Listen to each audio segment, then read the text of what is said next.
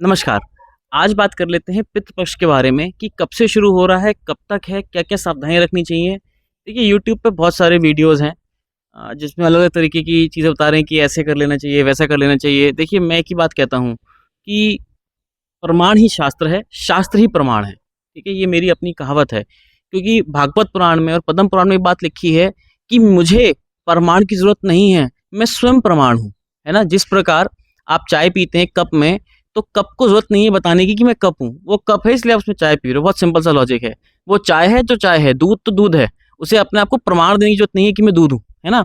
तो इसी तरीके से शास्त्र को ज़रूरत नहीं होती अपने आप को प्रमाण देने की। तो मेरी बात ध्यान से सुनिएगा, 7 सितंबर से लेके 21 सितंबर तक ये जो समय है ये पितृ पक्ष का समय है। इस समय बताया गया है गरुड़ पुराण में कि जो पितृ होते हैं ना, 15 दिन के लिए पितृलोक से यहाँ धरती पर आते हैं मृत्यु लोक में। ये देखने के लिए कि क्या हमारा कोई तर्पण करेगा? क्या हमारे बारे में भी कोई सोचता है? क्या हमें भी कोई अन्न देगा, जल देगा? ठीक है ना? तो इस तरीके से पितृ सोच रहे होते हैं और वो घर के बाहर आके खड़े हो जाते हैं। जी हाँ, गरुड़ पुराण में ऐसे ही लिखा है घर के बाहर खड़े हो जाते हैं और जब वो खड़े हो जाते हैं ना, तो देवता भी अंदर नहीं आते हैं क्योंकि देवताओं ने भी आशीर्वाद दे रखा है कि जिस घर में सबसे पहले पितरों की पूजा होगी, हम वहीं पे विराजमान होंगे। और आप बड़े-बड़े सेलिब्रिटीज़ को उठा के देख लीजिएगा, सब लोग पितृ तर्पण करते हैं। आप कभी उठा के देखिए, यूट्यूब सर्च कीजिएगा, आपको सब मिल जाएगा। ठीक है? तो चलिए बात करते हैं इस पितृ पक्ष के बारे में, क्यों है इतना ये खास? कि गरुड़ पुराण में क्या लिखा है? बहुत सारे सवाल मेरे पास आते हैं, जैसे कि सबसे पहला क्वेश्चन ये आता है लोगों का मुझसे पूछे, मैं कहता हूँ पितृ तर्पण कर लो। तो जो आजकल के बच्चे हैं जो बहुत ज़्यादा स्पिरिचुअलिटी में भी हैं, वो पूछते हैं कि हमारे तो पापा-मम्मी ज़िंदा हैं, भैया हम कैसे कर लें? है ना? तो एक तो पहला सवाल ये हो गया। दूसरा लेडीज़ पूछती हैं कि भई हम कर सकते हैं क्या? स्त्रियाँ क्या श्राद्ध कर सकती हैं क्या? क्या पितृ तर्पण कर सकती हैं क्या? है ना? और साथ ही में एक क्वेश्चन और आता है कई लोगों का कि गया जी में हम श्राद्ध कर कर आ गए हैं, तो अब तो हमें कोई ज़रूरत नहीं है श्राद्ध करने की। हमें तो पंडित जी ने कहा है कि अब आपको पूरी ज़िंदगी श्राद्ध नहीं करने की ज़रूरत है, क्योंकि अब तो वो बिल्कुल मतलब खत्म हो गया है, वो अपना लोकों में पहुँच गए हैं, अब कुछ ज़रूरत नहीं है। चलिए मैं आज इन्हीं क्वेश्चंस का आपको आंसर देता हूँ कि इस पितृ पक्ष क्यों आता है हर साल और एक-एक करके लेके चलते हैं। तो सब लोग कहते हैं कि माता-पिता ज़िंदा हैं जी, हम कर सकते हैं क्या? जी हाँ, बिल्कुल कर सकते हैं। क्यों कर सकते हैं? क्योंकि जो पितृ तर्पण होता है ना, अगर माता-पिता ज़िंदा हैं, तो ये उनके भी पूर्वजों के पास पहुँच जाता है। उनके पूर्वज कौन हुए? जिन्होंने अभी जन्म नहीं लिया है, जो कहीं न कहीं किसी मतलब किसी जगह पे फँसे हुए हैं ऊपर, ठीक है ना? हो सकता है स्वर्ग में हो, तो और तृप्ति मिल जाती है, हो सकता है नर्क में हो, फँसे हों, तो उनको वहाँ से मुक्ति मिल जाती है। और अगर वो पितृलोक में कहीं पे भी नहीं है, तो पितृलोक के अपने देवता होते हैं। तो जो देवता होते हैं, ये उन तक पहुँच जाता है, ठीक है? तो अब हमें जब हम पितृ के देवताओं को तृप्त कर देंगे, जो पितृलोक है, जैसे स्वर्गलोक है ना, ऐसी पितृलोक है, ऐसी ब्रह्मलोक है, ऐसी वैकुंठ लोक है ना? ऐसी गोलोक है, ऐसी पितृलोक है। तो उनके देवता को प्राप्त होता है, देवता बहुत प्रसन्न होते हैं। कहते हैं, "अरे वाह! इन्होंने तो बहुत अच्छा किया कि पहले से ही हमारे लिए सब कुछ करके रखा है, जो-जो अगर कोई आने भी वाला है, तो उसकी भी तैयारी कर रखी है।" तो पहला तो ये हो गया। दूसरा, क्या स्त्रियाँ श्राद्ध कर सकती हैं? जी हाँ, बिल्कुल कर सकती हैं।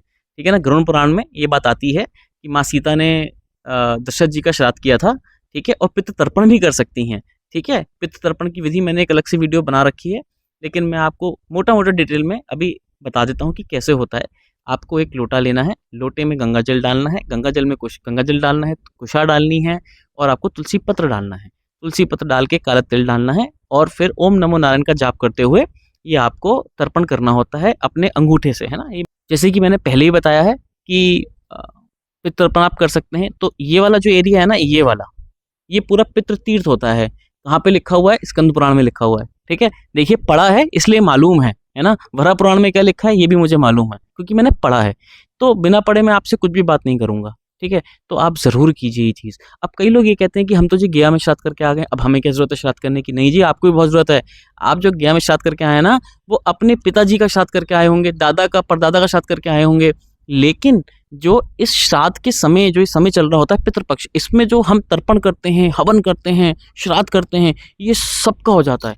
गाँव का जो पीढ़ियाँ, पिता की पीढ़ियाँ, माता की पीढ़ियाँ, बीवी की पीढ़ियाँ, सबकी पीढ़ियों का हो जाता है पीछे तक का। तो ये ज़रूर आप करा करिए। इससे हम बहुत जितने भी लोग भटक रहे होते हैं, जो हमारे जानने वाले होते हैं, ये सब तक ऑटोमैटिकली पहुँच जाता है।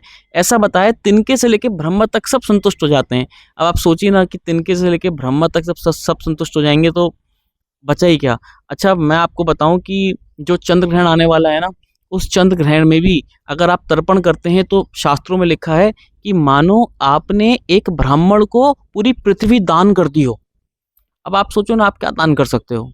सोना, चांदी, क्या दान कर सकते हो? पैसा दान कर दोगे, किसी को ज़मीन दे दोगे थोड़ी-सी, इतने स्क्वायर फीट की ज़मीन दान कर दी जी मैंने। पर क्या आप पूरी भूमि, क्या पूरी धरती, ये जो पृथ्वी है, क्या दान कर सकते हो? आप नहीं कर सकते, जन्मों में भी नहीं कर सकते, है ना?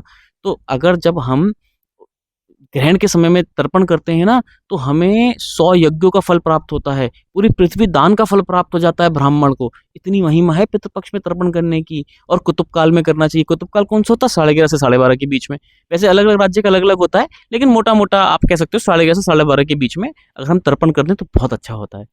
और किस हमें किस चीज़ में तर्पण करना चाहिए? देखिए, सबसे अच्छा तर्पण तो सोने के घड़े में या सोने के लोटे में बताया गया है। तो सोने का लोटा हो, चांदी का हो, तांबे का हो, ये 3 तो में से जो भी आप कर सकते हैं उसमें करिए, या पलाश के पत्तों में अगर आप कर सकते हैं उससे भी आप कर सकते हैं, कोई ऐसी बात नहीं है।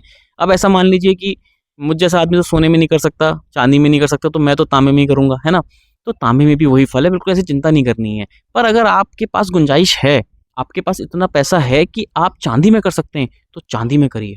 चांदी के घड़े में, चांदी के लोटे में तुलसी पत्र डालिए, कुशा डालिए और गीता जी का 7वां अध्याय पढ़िए। 7वां अध्याय पढ़ने के बाद वो 7वें अध्याय का सारा पुण्य अपने पितरों को दे दीजिए, है ना? पितरों को देने के बाद फिर आप आगे उसका तर्पण कर दीजिए, बहुत तृप्त हो जाते हैं। और अगर आपके पास चांदी का नहीं है, तो सिर्फ़ मन में चांदी सोच लीजिए कि चांदी, चांदी, चांदी और तर्पण कर दीजिए, उससे भी बहुत तृप्त होते हैं। चांदी ना बहुत ठंडी होती है, तो इस वजह से ना उन्हें बहुत तृप्ति मिलती है पितरों को। देखिए, मैं इस समय का पूरे साल वेट करता हूँ कि कब ये समय आए और मैं कब तर्पण करूँ। तो मैं आपको भी यही एडवाइस करूँगा कि इस शुभ समय को जाने मत दीजिए। कोई भी नई चीज़ नहीं खरीदनी होती इस समय में। ये जो 14-15 दिन होते हैं, कुछ भी नए खरीदने के लिए नहीं होते हैं। तो इस बात का पूरा ख़्याल रखिए और अपने इस समय का, पितृ पक्ष का पूरा फ़ायदा उठाइए। चलिए फिर मिलते हैं किसी दूसरी वीडियो में। तब तक के लिए धन्यवाद।